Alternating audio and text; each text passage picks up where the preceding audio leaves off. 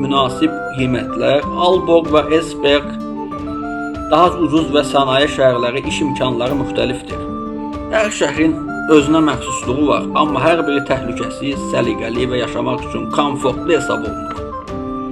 Təbiət və açıq hava fəaliyyətləri. Danimarka düzənlik bir ölkədir. Sahillər və parklar genişdir. Velosiped yolları bütün ölkə üzrə inkişaf edib.